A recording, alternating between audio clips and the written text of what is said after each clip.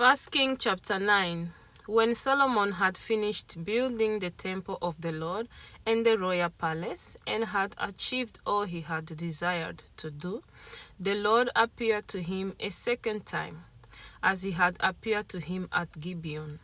The Lord said to him, I have heard the prayer and plea you have made before me. I have consecrated this temple, which you have built, by putting my name there forever. My eyes and my heart will always be there. As for you, if you walk before me faithfully with integrity of heart and uprightness, as David your father did, and do all I command and observe my decrees and laws, I will establish your royal throne over Israel forever, as I promised David your father when I said, you shall never fail to have a successor on the throne of Israel.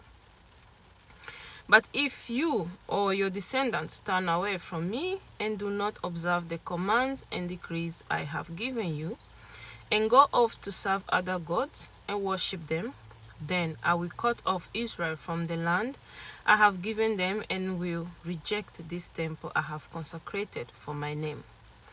Israel will then become a byword and an object of ridicule among all peoples. This temple will become a heap of rubble. All who pass by will be appalled and will scoff and say, why has the Lord done such a thing to this land and to this temple? People will answer, because they have forsaken the Lord their God, who brought their ancestors out of Egypt, and have embraced other gods, worshipping and serving them. That is why the Lord brought all this disaster on them. At the end of 20 years, during which Solomon built these two buildings, the temple of the Lord and the royal palace, King Solomon gave 20 towns in Galilee to Hiram, king of Tyre, because Hiram had supplied him with all the cedar and juniper and gold he wanted. But when Hiram went from Tyre to see the towns that Solomon had given him, he was not pleased with them. What kind of towns are these you have given me, my brother? He asked, and he called them the land of Kabul, a name they have to this day. Now Hiram had sent to the king 120 talents of gold. Here is the account of the forced labor King Solomon conscripted to build the Lord's temple, his own palace, the terraces, the wall of Jerusalem, and Hazor, Megiddo, and Gezer. Pharaoh, king of Egypt, had attacked and captured Gezer. He had set it on fire. He killed its Canaanite inhabitants and then gave it as a wedding gift to his daughter, Solomon's wife. And Solomon rebuilt Gezer.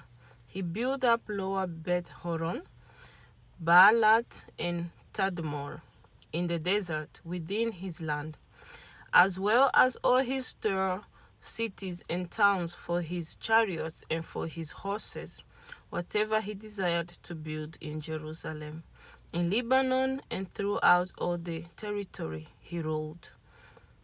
There were still people left from the Amorites, Hittites, Perizzites, Hivites, and Jebusites. These people were not Israelites. Solomon conscripted the descendants of all these peoples remaining in the land, whom the Israelites could not exterminate, to serve as slave labor as it is to this day. But Solomon did not make slaves of any of the Israelites. They were his fighting men, his government officials, his officers, his captains, and the commanders of the chariots and charioteers. They were also the chief officials in charge of Solomon's project, 550 officials supervising those who did the work. After Pharaoh's daughter had come up from the city of David to the palace Solomon had built for her, he consecrated the terraces. 3 times a year Solomon sacrificed burnt offerings and fellowship offerings on the altar he had built for the Lord, burning incenses before the Lord along with them, and so fulfilled the temple obligations. King Solomon also built ships at Ezion-Geber, which is near Elata in Edom, on the shore of the Red Sea. And Hiram sent his men, sailors who knew the sea, to serve in the fleet with Solomon's men. They sailed to Ophir and brought back 420 talents of gold, which they delivered to King Solomon.